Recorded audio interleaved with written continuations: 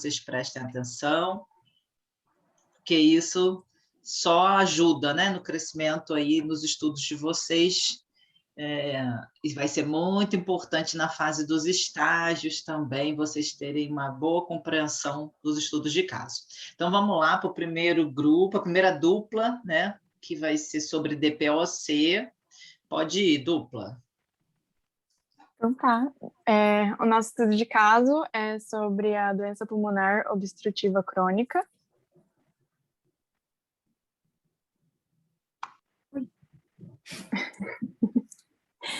A doença pulmonar obstrutiva crônica, ela é caracterizada por sintomas respiratórios persistentes e limitação ao fluxo de ar nos pulmões, causados por significativa exposição a partículas ou gases nocivos.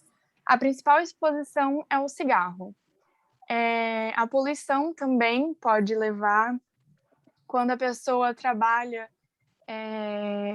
com produtos químicos e não usa as proteções corretas, mas dentre elas a principal é o tabagismo.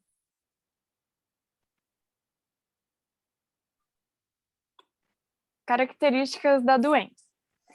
As manifestações mais comuns da doença pulmonar obstrutiva crônica é bronquite crônica, enfisema, e os principais sintomas são tosse crônica e falta de ar. As consequências sistêmicas da DPOC é a diminuição do IMC, diminuição da capacidade física e aumento da circulação de mediadores inflamatórios.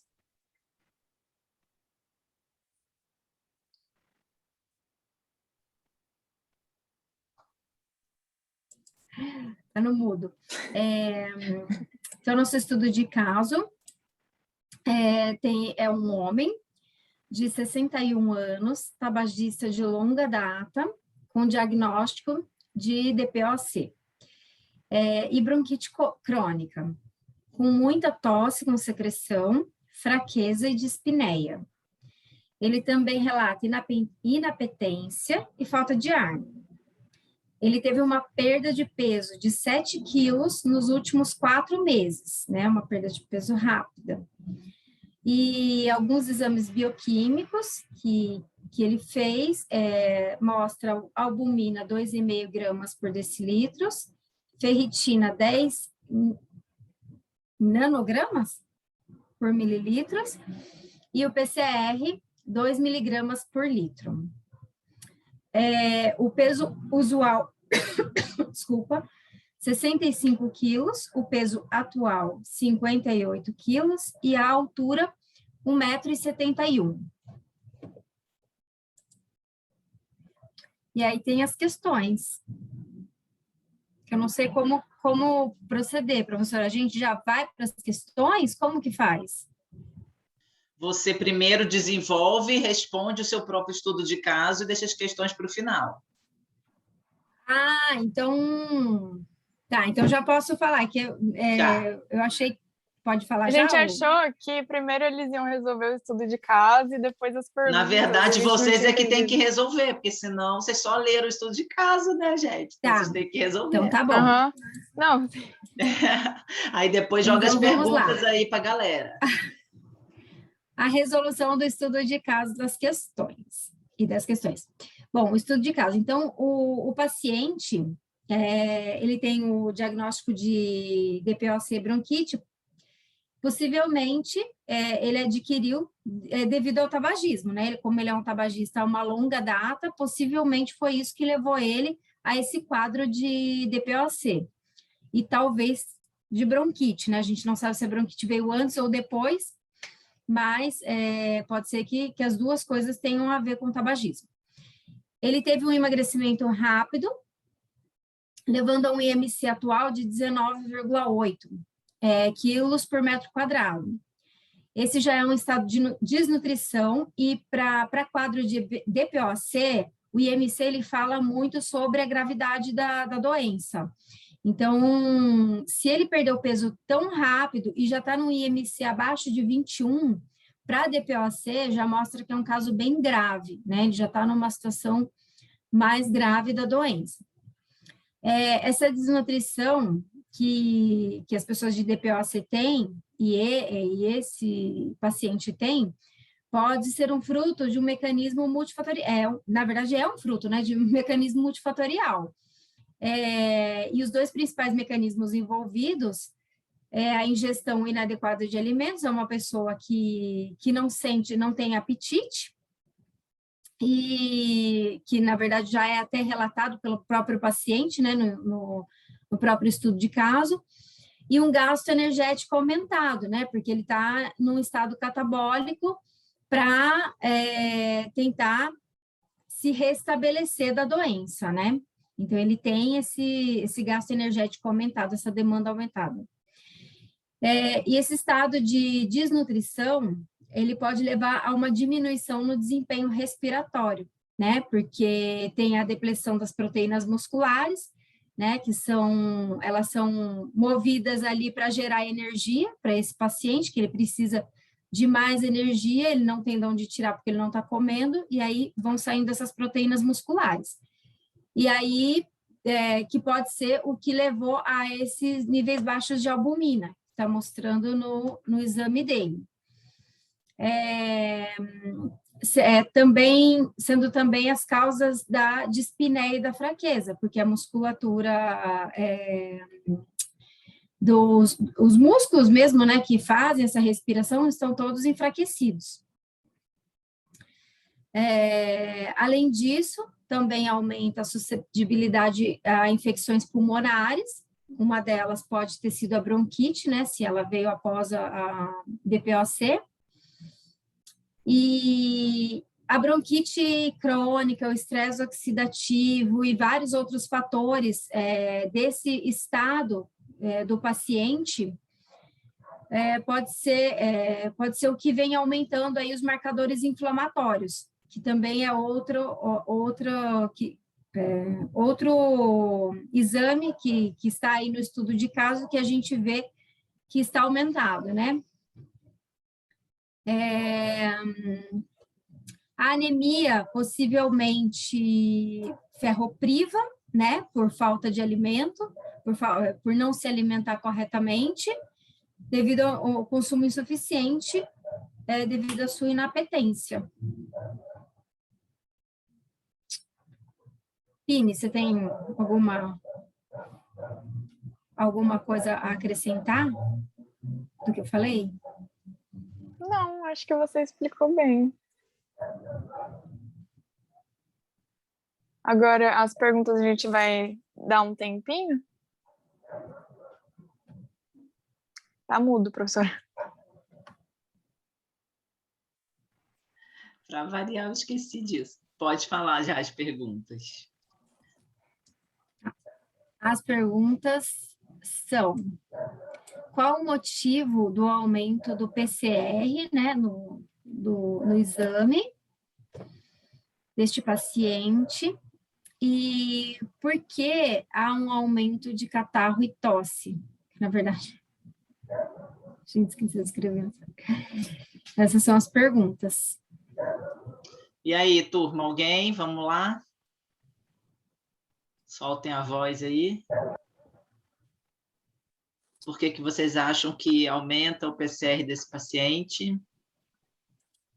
Vou voltar aqui no estudo de caso, para as pessoas verem os dados.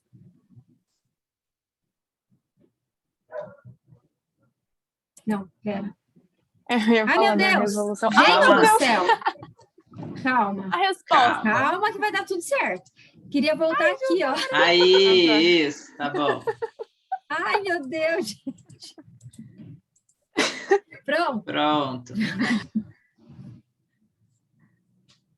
Quem pegou, pegou a resposta. Ai, passou bem rapidinho. Quem deu print, pegou.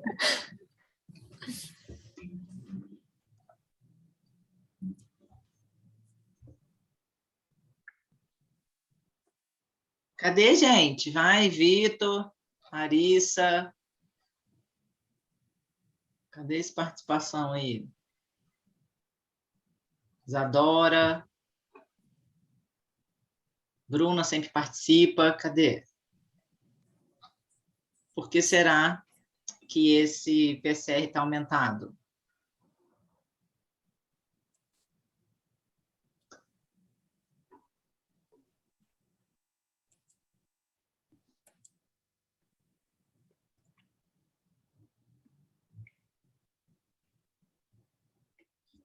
Ninguém?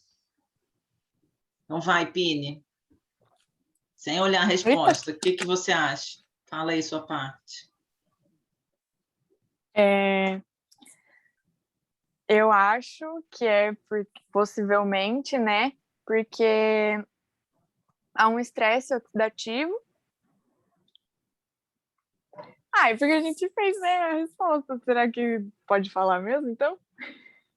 Fala, eu quero que você fale com suas palavras. Então tá, possivelmente porque há um estresse oxidativo, né? Muitos radicais livres na corrente sanguínea desse paciente. E a bronquite e a inflamação dos brônquios. Mais alguma coisa aí? A do bronquite já é a resposta da próxima? Não. Não. Tá. Não. Então vamos para a próxima. Próxima pergunta?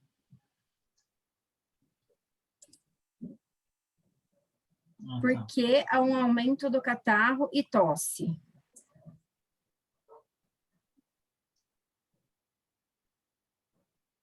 Por conta do processo inflamatório?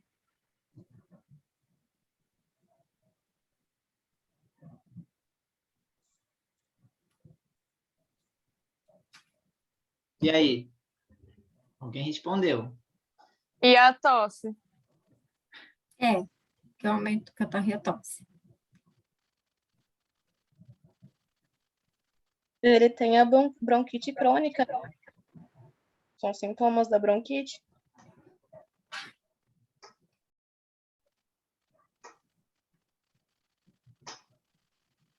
E o tabagismo também ajuda com a tosse.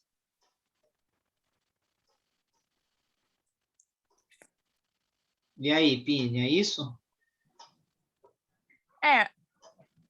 O catarro é devido ao processo inflamatório e a tosse é para expelir esse excesso de muco. O que acontece, gente, que a gente tem que lembrar? A doença pulmonar obstrutiva crônica, o DPOC, ela junta, né, várias manifestações pulmonares, né? Então, assim, o paciente ele tem vários espaços alveolares e destruição das paredes. Então, ele tem muita dificuldade em fazer uma respiração total, tá? Então, isso seria um quadro do DPOC, né? Mostrar lá, acho que até na figura, volta lá no estudo de caso, tem a figura mostra um pouco sobre isso.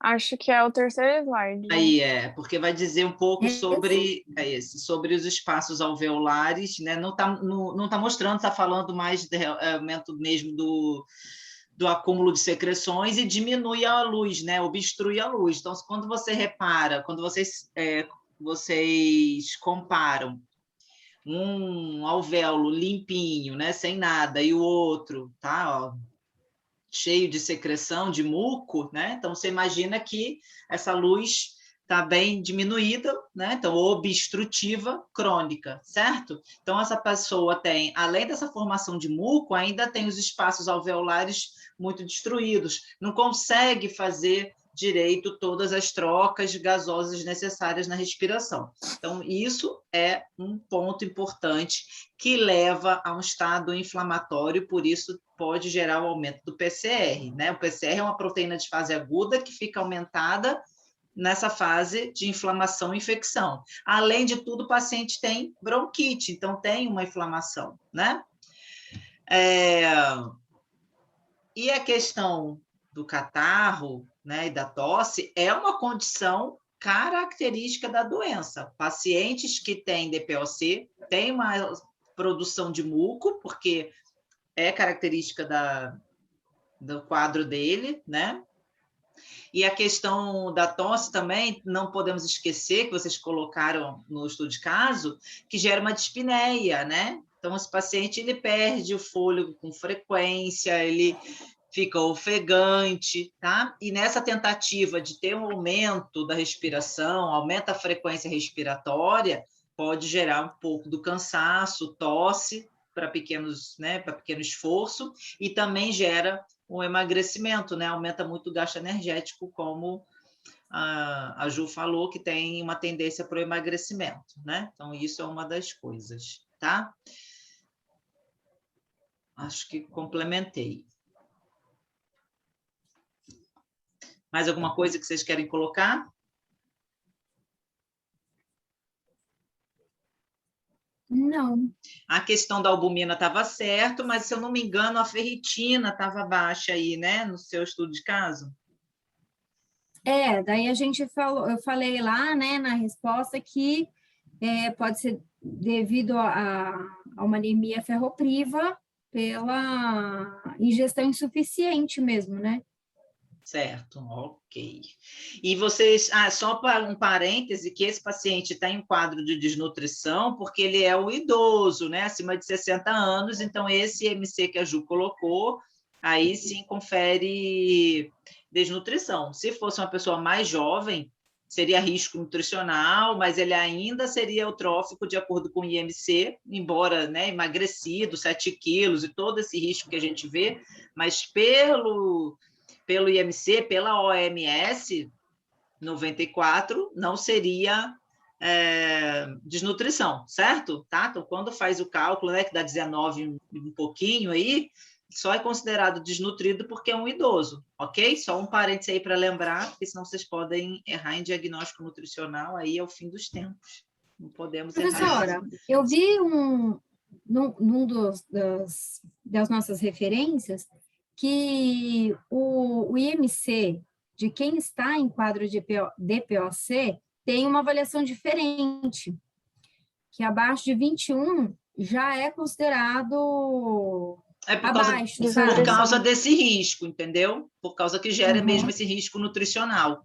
Mas é aquilo que eu falei, de acordo com a OMS, Ju, aí é uma classificação só, né, do IMC.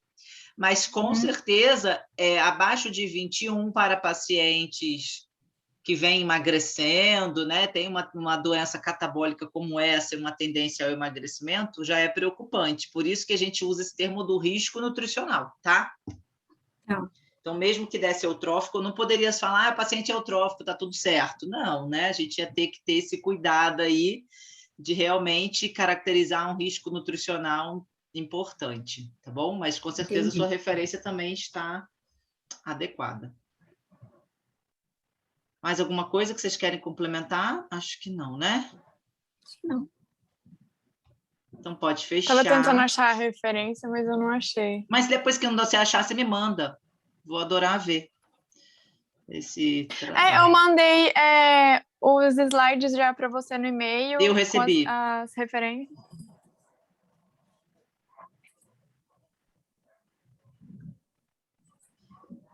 Agora, a Bruna e a Maria Eduarda.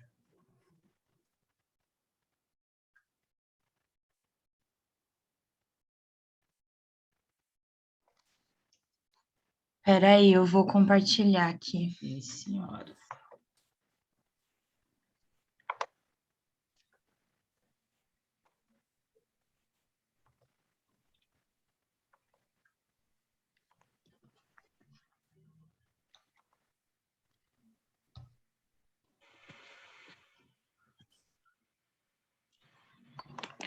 Meu Deus, não sei abrir minha câmera. Tô na luta. Aí, consegui. Tá aí, Maria Eduarda? Cadê você? Eu só não tô conseguindo ligar minha câmera pra ser um negócio aqui, peraí. Tá aparecendo? Tá. Porque eu não estou me vendo, estou vendo você. Pode ir?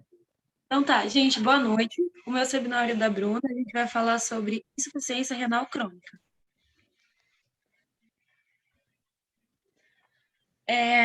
Qual seria a principal função dos rins? É a excreção e regulação da água corporal, de minerais e compostos orgânicos. Também tem outras funções, que seria papel fundamental no equilíbrio do ácido-base, reabsorção do bicarbonato filtrado, que é a função tampão, geração de um novo bicarbonato, excreção de amônia, manter o pH do sangue, sintetizar hormônios, enzimas e metabolismo da vitamina D. Qual seria a definição da insuficiência renal crônica? É uma síndrome decorrente da perda lenta e progressiva e irreversível das funções renais, que é a perda das funções dos néfrons. E é a fase mais avançada da doença renal crônica, que é onde os rins não conseguem mais manter a normalidade no meio interno do paciente. E quais são as possíveis causas? As possível causa da insuficiência renal crônica, temos duas principais doenças que podem levar à insuficiência, que é a hipertensão arterial e a diabetes de mellitus. Acho que é isso. Tá, então eu vou falar um pouco de como que acontece essa doença. Os néfrons, eles começam a perder suas funções, e os que restaram, que ainda funcionam, eles aumentam de tamanho para tentar dar conta do tanto de coisa que está passando pelo sangue. E também aumenta o tamanho dos glomérulos, porque em primeiro momento o rim tenta aumentar a taxa de filtração. Ocorre um desequilíbrio, a gente fica com muito sódio e pouco potássio, alterando a pressão, e esses mecanismos são associados para tentar manter a função renal perante essa queda da insuficiência. Algumas alterações metabólicas é a redução da filtração, aumento da concentração de substâncias tóxicas no sangue, porque o rim não está excretando, a acidose metabólica, que é esse aumento de substâncias ácidas no sangue e a diminuição do bicarbonato, e pode levar também a uma anemia pelo fato do rim produzir eritropoetina, que é o hormônio que age na medula óssea, na maturação das hemácias. Algumas outras alterações osteodistrofia, que são alterações no metabolismo de remodulação óssea, e a resistência insulínica, que é a alta concentração de insulina no sangue, porque 25% da insulina é depurada no rim. Alguns tratamentos são a hemodiálise e a diálise peritoneal, além do transplante, e constata-se na literatura que cerca de 1.200.000 pessoas sobrevivem sob alguma forma de tratamento dialítico em todo o mundo. Eu vou ler o estudo de caso para vocês que a gente fez. O paciente de 45 anos, sexo masculino, deu entrada no centro de nefrologia do hospital com diagnóstico principal de insuficiência renal crônica, queixa de diarreia frequente, queda de apetite e fadiga. Relata perda de peso significativa no último mês.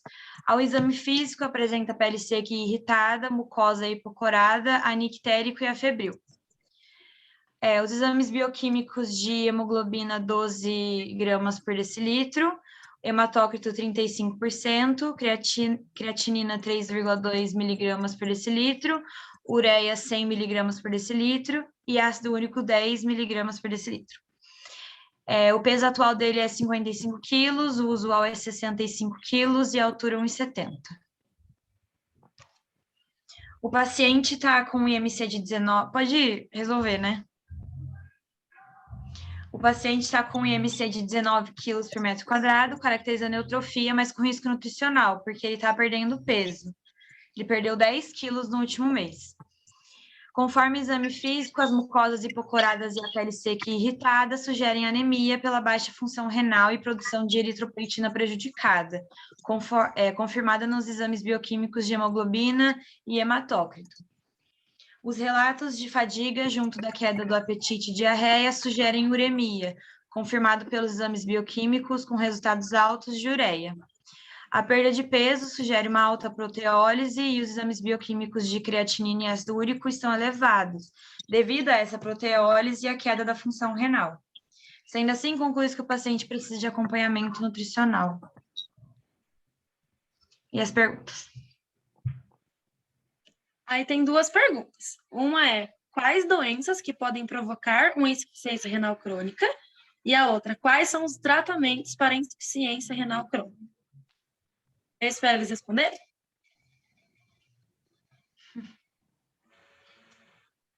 Cri, cri.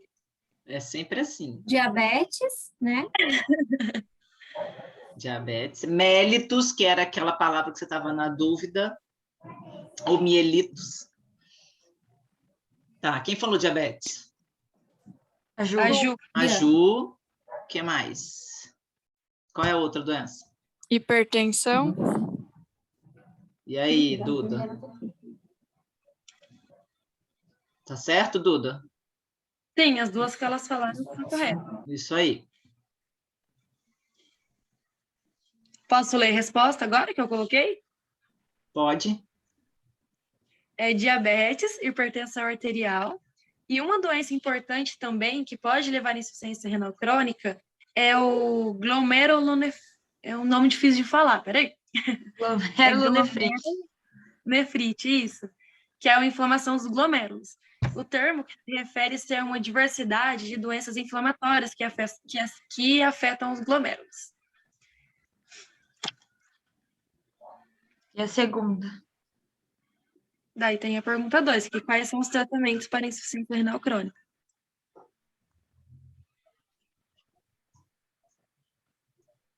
Essa tá fácil, hein, gente? A gente falou? A gente pegou leve. Hemodiálise? Hemodiálise? Sim. Sim. Não Oi. só. Não só, isso. Não é sempre hemodiálise. O que mais? Não precisa de mais ninguém para fazer o tratamento do renal, só botar lá na hemodiálise e acabou? Tá tudo certo? O que vocês acham? Então, responde aí, Duda. Tá. Uma vez que é atingida a doença renal crônica, no estágio 5, é necessário um novo rim para o transplante, ou para a maioria dos doentes. Aí se inicia a diálise, que será a hemodiálise, ou a diálise peritoneal. Isso, o Vitor está respondendo aqui. Referências. Hemodiálise e transplante. Mas também tem o tratamento conservador, tá, gente? Tratamento conservador, que é o tratamento onde não chegou ainda na hemodiálise, tá? É o tratamento onde ele vai fazer junto com medicamento, com nutricionista, dieta, tá? E mais uma questão, a gente está quase caindo, aí volta, o outro grupo volta no outro link. Quando vocês falaram sobre as doenças, glomerulonefrite é comum na população idosa ou jovem? Ah, tá. E aí, Duda, o que você acha? A glomerulonefrite que vocês comentaram, ela é mais comum nos idosos ou mais na população mais jovem? Eu acho que é mais em idosos. Não, a glomerulonefrite é mais na população jovem. A diabetes e hipertensão mais na população mais velha, né? Outra doença também que pode levar a doença renal crônica é o lúpus, que é uma doença autoimune. Então, as pessoas podem desenvolver doença renal crônica e ficar aí por muito tempo em fila de transplante ou ficar dependente de hemodiálise por causa do lúpus. Então, assim, a glomerulonefrite é uma doença no rim, né? Então, acometeu o rim e levou à falência renal. As outras doenças são doenças primárias que levam à doença secundária como uma doença renal, entenderam? Uhum. E aí o paciente se torna renal crônico, né? Mas o lúpus é bem comum também, inclusive nos jovens, tá? Como uma doença autoimune, e aí pode deixar essa consequência aí, né? Essa sequela na vida da pessoa, que seria a doença renal, que vai perdendo a função renal.